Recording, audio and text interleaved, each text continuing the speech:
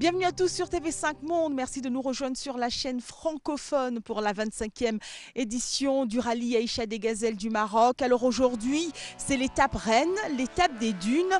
Une étape qui ne s'annonce pas du tout facile pour nos gazelles, que ce soit en queue ou en tête de course. Et depuis hier, chez les expertes, le suspense prend tout son sens. Carole Montillet et Valérie Dott, équipage 407, ont un tout petit peu réécrit le scénario. C'est impressionnant comme c'est serré, parce qu'en plus il y avait quand même des options un peu différentes. On ne suit pas, je pense que les traces elles ne sont pas les unes sur les autres. On prend des options différentes et puis c'est hyper serré au final, quoi. Donc c'est génial pour le suspense. Un suspense haletant car au général, après avoir remporté l'étape d'hier, Montillet et Dott sont désormais à 80 petits mètres des leaders, James et Borg, équipage 403. Une 25e édition très relevée où, quelle que soit la catégorie, sa bataille dure.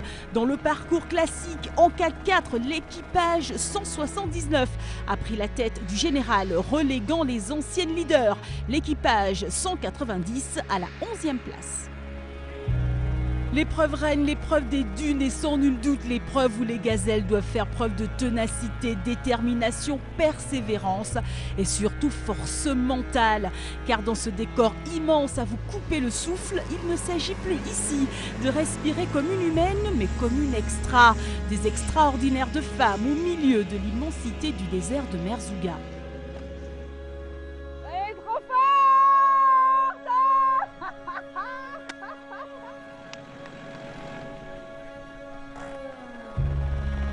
Rouler, marcher encore et encore jusqu'au but, la balise.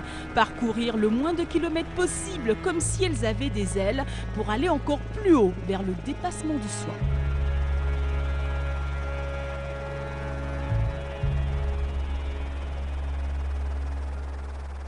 On vous l'avait bien dit que cette étape reine, celle des dunes, ne serait pas de tout repos pour nos gazelles. Quoi qu'il en soit, la suite des aventures du rallye Aïcha des Gazelles du Maroc, c'est bien évidemment sur tv5monde.com, mais également sur les réseaux sociaux. À demain, salut!